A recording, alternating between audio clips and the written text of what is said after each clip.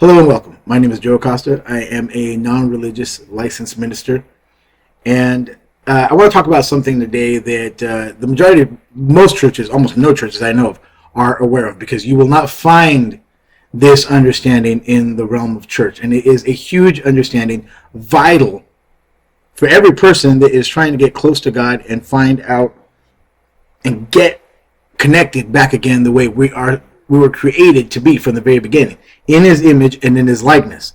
Now, we take that lightly. We just think, oh, I just look like God and maybe I sound like God. No. It's funny the way the word says we were made, and there's an aspect where it says we were made a little lower than the angels. Now, that's incorrect.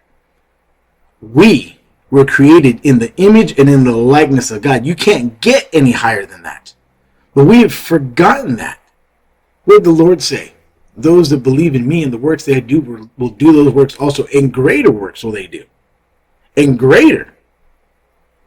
When we start to understand what I'm about to talk to you right now. What I'm about to talk to you about right now, you'll start moving into that. And it's not a quick process. It doesn't happen overnight. But it takes diligence, it takes persistence, and it takes a lot of effort on your behalf. Because a lot of things are going to have to change. That's why the word says, be transformed by the renewing of your mind. When man fell in the Garden of Eden, what takes place is, we say that the devil uses the serpent, right? And the serpent is the most cunning creature at the time. And for a creature that is not operating from a spirit realm, and when Adam and Eve took from that, they moved into the non-spirit aspect of themselves. It's like they permanently moved in there for the rest of us. But our spirit function's still there. We're just unaware of it. And they became similar to the serpent, right? And what I mean by that is we're using our physical five senses to operate. That's how most people walk around. I mean, think about this. The animals are aware of God. The birds sing. A lot of us are aware of God. We can see things. We can see evidence in nature. We can see evidence in science. We can see it. And we can talk to him. Some of us hear from him. Some of us are actually hearing from ourselves, from a part of ourselves that we're not even aware of in church. Now, in order to go back and be transformed by the renewing of your mind, you're going to have to know what the mind looks like. And in the 1930s, a doctor by the name of Dr. Thurman Fleet came up with this idea because our minds work in pictures. Now, some people think that their mind works audibly, but when you hear the sound, all a word is the embodiment of a thought. So if I say a cup, you think of like a coffee cup, right? Because that's what it's talking about. It's talking about the picture. It's talking about... So he came up with this idea, and this is a very invaluable tool.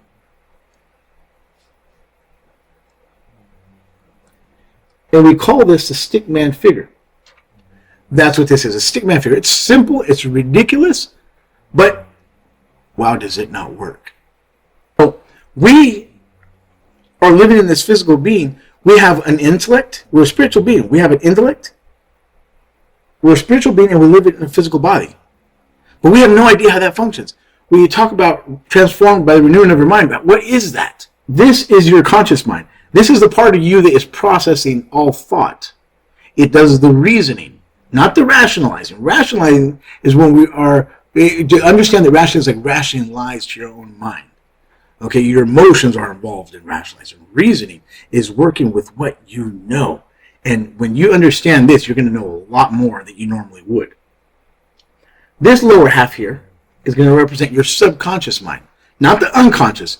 Your subconscious mind is so aware of everything that's going on around you. If you were to open up the Bible, here's this book. If I were to open up this book here and read one line, my subconscious has read both sides already.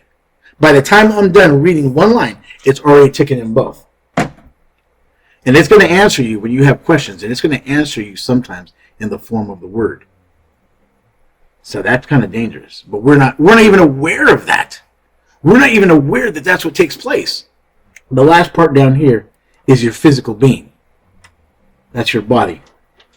Now, normally we are operating by 5 senses.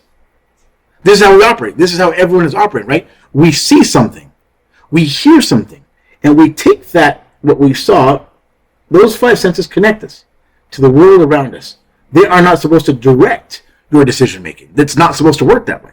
But something happens. Let's say you get suddenly a big bill, and your bank account says something different.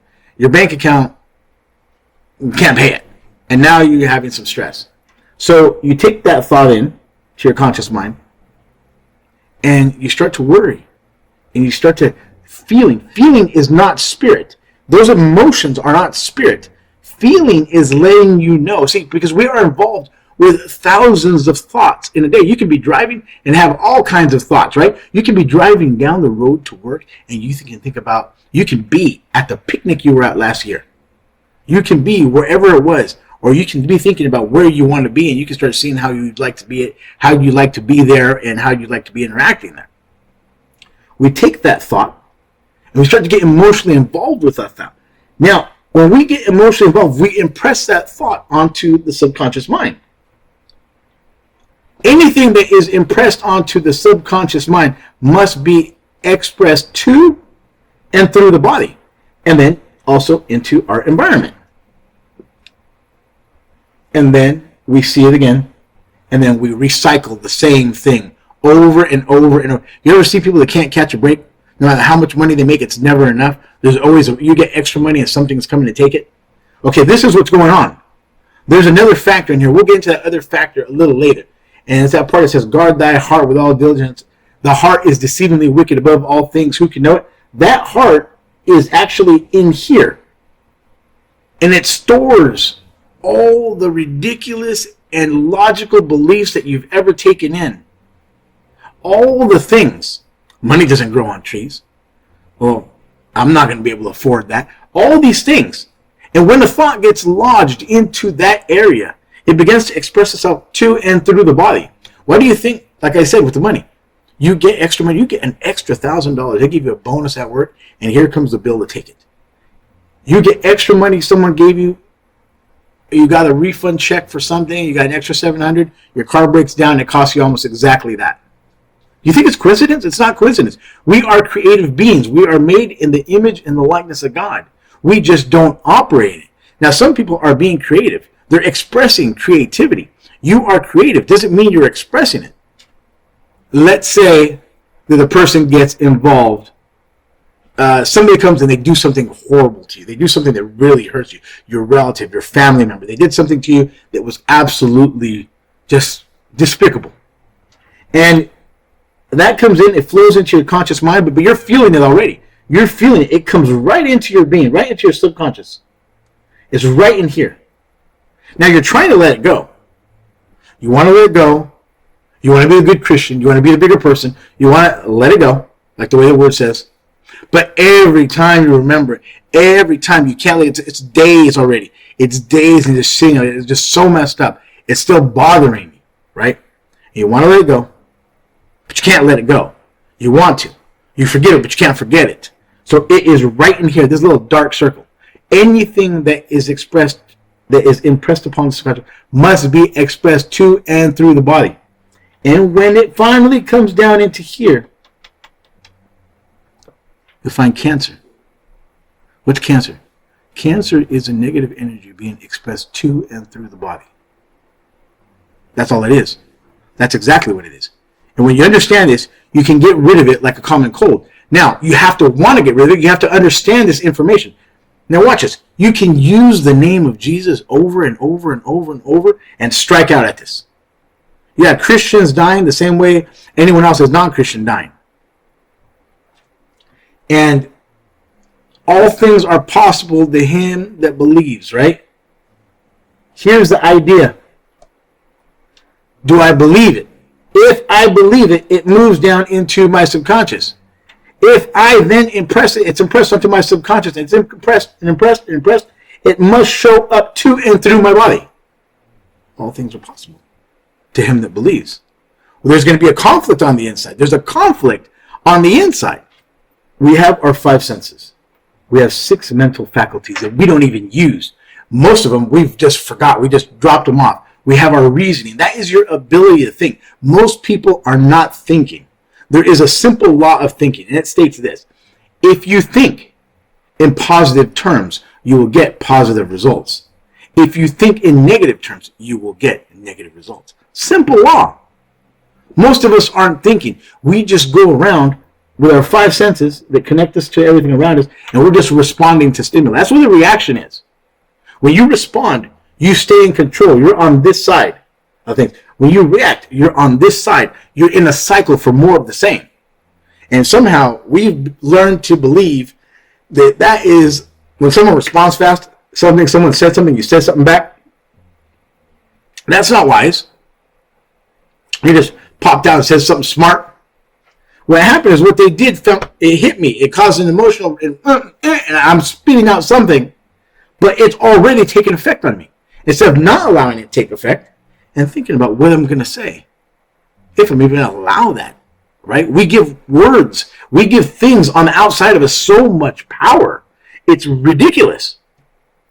Now, on your 6th side, you have your reasoning. You have your imagination. Most people have kicked off their imagination when they were kids. Why? Because when they were going to school, they weren't paying attention. They were daydreaming. They were thinking of things. But everything that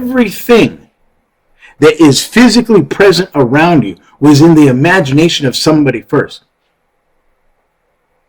You think that God said, let there be light, and he wasn't thinking about what he was talking about?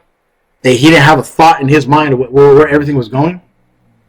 Christ was the lamb sacrificed at the foundation of the earth. He saw it, he knew it, and he expressed it. God is a creator. You are creative naturally. And we're given to create our own lives. Sometimes some of you are struggling financially. You've been in the same place year after year after year. You cannot catch a break. There is a problem because we function, the majority of us function like this. But this is the change. The change comes on this side. Your imagination, your memory, your perception of things, your will. And you can take a thought and you can bring it in and you begin to think about that. You can do anything. All things are possible to he that believes. Most of us don't think that. One of my teachers, think about this. One of my teachers, he said, it was one of his friends was getting ready. She was getting her. He said, oh, what are you doing? She goes, I'm getting my papers ready for my mortgage. And he says, you don't need a mortgage. Just earn the money to buy a house. Just earn the money to buy the house. I mean, think about where he's thinking. That's not logical. But when we fell in the garden, we became logical. We fell to our 5 senses. Your 5 senses is the logical aspect of something. Animals operate by logic. They don't operate by spirit. They don't operate on this aspect of something. They don't do that. What do you think the serpent? The serpent was the most cunning. He wasn't operating by spirit. And man listened to those outside 5 senses, and then he ate from something he knew he shouldn't have. And he became over here on the outside. Now, if you understand, there's so much to learn. There's so much, and it's you'll hear me say this because I've studied for years, and I'm still learning. And you have to understand something. You can have a spiritual experience. You can hear from God. You can pray in the Spirit. You can, all these different things. But unless it shows up over here, it didn't flow through and to and through. That is the evidence, right? Faith without action is dead. Faith without works is dead. We can say different variations of the scripture. But watch this. Anything that is impressed onto the subconscious must express it, right?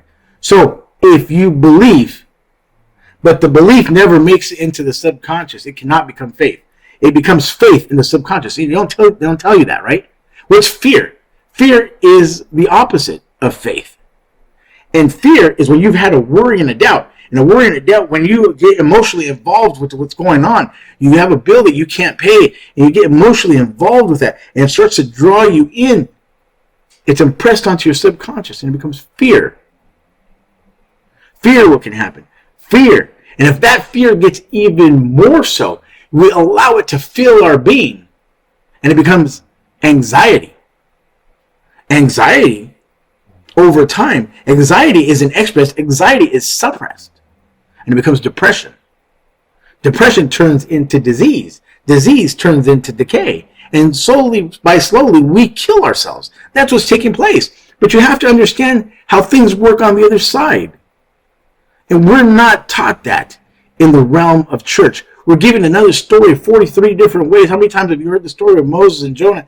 And what we do is we come out with the story, and we bring it, we come into a culmination of a verse that you already know. And you feel good at the time. But when something happens and you come out with the name of Jesus, yeah, I mean, I've seen more people die from cancer with the name of Jesus. Now, this may be hard for you to swallow, but I want you to understand something. I'm teaching you something. I'm giving you information that you're not going to get anywhere else. When it says, in the name of Jesus, it means in the function. Christ came to give us an example of who we were, that unfallen man. Not only did he come to redeem man, but to give us the example. Those that believe in me and the works that I do will do those works also in greater. All things are possible that he that believes. What do you think that means? Whatsoever you desire, when you pray, believing that you received it, you shall have it. There was no limit on it. Whatsoever things, what things soever. There's no limit. We have limit. When you start to understand this, you're going to find out that the only limitations that you have are the ones that you impose on yourself. And they are collected in this subconscious from the time you are very young. If your parents struggle with money, oftentimes we're going to struggle with money. If your parents were always wondering how they were going to make it, chances are you might be in the same predicament. We pass these things on to our children. When we find a mother that was on welfare, you usually find 4 or 5 generations of people that are on welfare. It passes on. Why do you think that a child will never know his father and he'll act just like him? A woman will hate the way her mother was in certain situations, and when she's in the same situation, she acts just like her. Why do you think that is? We pass it down. We pass it down. But it must change in here in order to change what is going on here and then the outcome out here. And we do it by understanding the laws of our being and how we function. You saw what I did with worry and doubt, right? When that is what happens when we are operating in the ignorance to the laws of our being. When we are operating in knowledge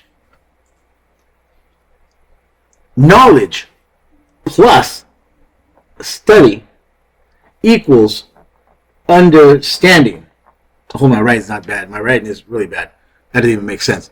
But knowledge plus study equals understanding. We're not operating in worry and doubt in our conscious mind anymore. That may be taking place, but I am operating with understanding. My bank account may be saying something different, but I am operating with understanding. I know what God has said. All the gold and all the silver and all the cattle on 1,000 hills are mine, and what's mine is yours. What did the father say to the prodigal son that was at home? What was mine is yours. We have to learn about who God made you to be, who God made us to be. Because you don't see it operating right now. It isn't. You know, we talk about the gifts of the Spirit. It's a gift because you don't understand how it works or how it functions that way. But all the gifts are available to you. Why? Because you have that God aspect inside of you. That breath that you received in His image and in His likeness. That would be a lie. If God made you in His image and His likeness and you can operate in that way, that would be a lie. And God's not a liar. God's not the man that He should lie, right? You take that understanding, when it moves into the subconscious, is rewarded in faith. Faith, study, and knowledge. Faith-based study is the key. There's no way around it. There is no other way around it. And when you have faith, faith is not the measurement that you think God can do. I know God can do. I know God can do. That's not faith. Faith is when it is in me. When I flick that light switch, I know the light's going to come on. When I say it, I know I'm going to get it. And the minute you've asked, you've already received whatever you've asked. But it can't get in here. It can't move into you. It can't, because you got other stuff in there. There's other beliefs in there. And there's a conflict in the belief. Like if I said, I'm going to bring you $1 million tomorrow. You can't even feel happy about it. You don't even believe it. Even if you saw it, you'd wonder what's going on. There's a disbelief. Now, when you believe something, you feel it. When you tell a child, I'm going to take you to Disneyland, he has faith. He goes right in. He's excited. He feels joy. We don't do that. Why? We've lost that. Let the children come unto me. Right? Let's move this again here real quick. So, understanding is rewarded in faith. Faith is expressed to and through the body as well-being. Faith is rewarded in well-being. Well-being isn't suppressed like anxiety. Well-being isn't suppressed like anxiety. Anxiety is suppressed and becomes depression. Well-being is expressed. It picks up speed. It doesn't turn into depression. It accelerates. It picks up speed. And that sets up creation. You're a creative being. We don't know that. We are stuck in this body. We're not stuck in it. We're meant to function to and through it. But the measurement of faith, as I was saying about God, God will never do for you what you can't see him do through you. He will never do for you what you can't see him do through you. And that means that you have to grow. That means that what's in here within this subconscious mind, not unconscious, subconscious, has to change. And there's only one way of changing it. There's only one way of changing it. Whatsoever things you desire. Because it's outside of your normal realm. You cannot sit there. I mean, a librarian has all the books, has all knowledge, right? But the librarian isn't doing anything fantastic. You can take this knowledge and start to do something with it. Now, this little book here, it's not a very thick book. You can read this whole thing in an hour and a half, but that wouldn't be enough.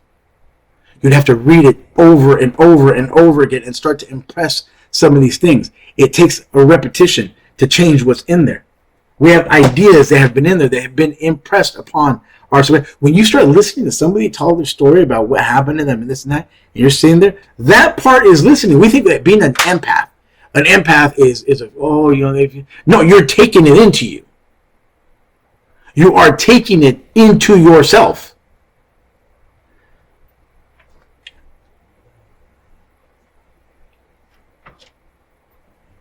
You are a creative being.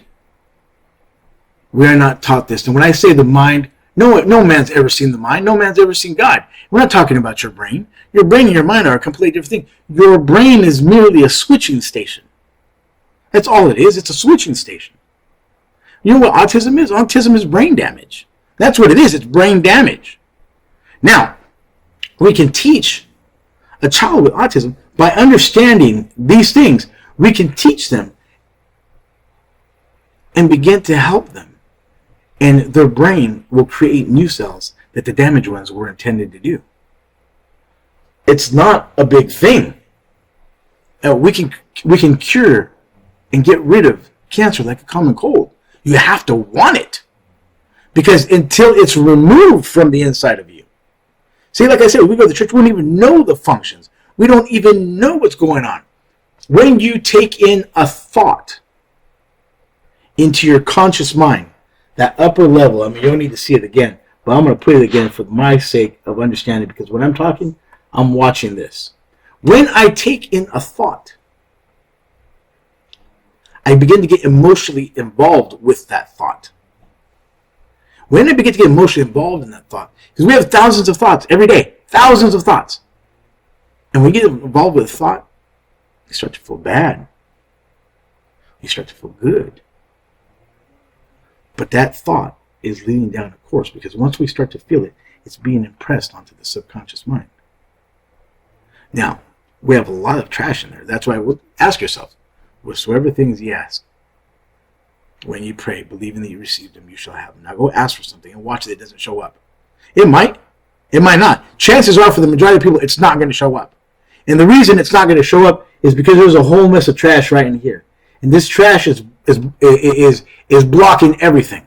Even if you Bible study and you take it in and you say in the name of Jesus, there is a block. We are divided. A kingdom divided cannot stand, and we are divided against ourselves. You may want this, and you're thinking about it, but this is going to show up here, and it's going to show up here. And you wonder why you're getting the same things over and over again. That's what's going on. This here has to get out. We're replacing evil with good. Anyways, I don't want to make this video too long. It's a lot to grasp. Watch it over, share it, subscribe. We need these things. We need to understand this right now. You can go into a church and you're going to find out that they're not operating with this understanding. This was just a little bit. This is just a little bit. But they are not operating with this. And you can get rid of cancer, like I said, like a common cold, when you understand this. But this is a returning into who we were created to be. When Jesus said, in my name, it was Christ's function. We're functioning from the five senses on the outside in a logical sense. This is illogical. You think that feeding 5,000 people with 3 fish and 2 loaves, or 2 loaves and 3 fish, was logical? That's illogical. Do you think that turning water into wine is logical? That's illogical. Raising the dead? That's illogical. It was even a few years, not that long ago. We thought for a locomotive to go over 30 miles an hour was crazy. That was illogical. That we could speak across frequencies that are moving in there. The Bible doesn't talk about frequencies, right? It doesn't talk about frequencies or vibrations, and vibrations are frequencies. But that's how you use your cell phone. That's how we use Wi-Fi. We're on frequencies. That's how you feel what's going on with your child, with your brother, your mom, your dad. You feel it. And you'll ask them, hey, are you okay? You've picked it up. It's intuition. It is a gift that God's given you. It's a part of our spirit being that understands and is reading what is going on with somebody else. And you'll ask them, hey, are you okay? Now you're just opening conversation, because they might just say, yeah, I'm all right. But you already know. All you have to do is just think about somebody you haven't talked to in a long time. Think about somebody, and you'll hear from them. They'll call you. They'll send you a text, or you hear someone talk about them. Why? Because we're sending it. This is how we operate. People talk about pray in the Spirit. Should I pray in the Spirit? They talk about speaking in tongues. That's not what it means. It's over here. And you can't do it unless you understand it. So because we don't understand it, we think it means in tongues. But check this out. The results are the same over here. And maybe after a while, if a person persistently continues, but if they're going after a result, they can get the result because they're actually impressing a different result than the one they have. But you can't sit there and focus on what you don't want. If you focus on what you don't want, you're going to get more of that. There's a verse that says, he that has a lot, more will be given. And he that has not, it will be taken even up to everything that he has. Why? He's involved with a negative idea. And that negative idea is impressing onto the subconscious mind. And of course, this looks like a mess. It's impressing onto the subconscious mind. And it's going through.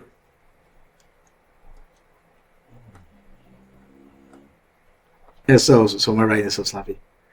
That negative idea that he doesn't have, he does not have. He doesn't have enough. He can't afford that. You're created in the image and the likeness of God. You are a creative being. When you grab a hold of this, you'll be able to afford that. You'll be able to afford more. You don't have to worry about money. You don't allow your bank account, the bank account over here, telling you what your finances are. It'll flow right through. But as long as you can't do that, you're going to get this flow through. And this one's broke. This one doesn't have. This one's sick. This one doesn't know how something's going to happen. This one's waiting for God to do something. God, you think that God gave us all the tools that He gave us so that we could just sit there? I mean, it's like a 10-year-old boy.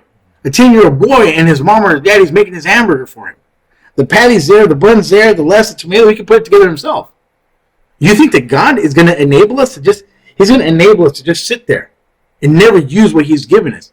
Can you imagine if a lion was teaching the baby cub, and he didn't teach him. All he did was hunt and give him to him. Now the baby lion is the same size as his father, and it's still hunting for the baby. It's ridiculous. That's a failure as a father. And God's not a failure. So He's equipped you with everything that you've ever needed to do the things that you need to do to live the life that expresses who He is and says to the rest of the world, hey, I know somebody that you need to get a hold of, that you need to know for yourself. Well, it's not happening because we're playing church. And church gives you a good message. It makes you feel good. But it's the same thing over and over again. If we're going to be the change. Now, if we're going to be that change, can you imagine if Christ came not bearing miracles? Well, that's what you guys, the Christians walking around, they can't do anything. They can't even teach you in the character of Jesus and what He has given us. And if I believe Him, I believe He is the way, the truth, and the life. He is expressing to us the function. We're going to stay over here and we're going to be a bystander. We're going to watch. Christ in you, the hope of glory. What for? This is not doing anything. What for? Year after year after year. Do you know what it says? When the word says in the beginning, when Adam and Eve fell, and his heel will bruise his head and his head will bruise his heel. When it talks about that, we're talking about Christ on the cross, and that's where the Christian stops. Let me tell you something. When Christ came, it was the truth of who Adam and Eve were created to be. They fell. But we're going to see an example. Not only are we going to see an example of it, we're going to see the redemption of you into that. But when He redeems you,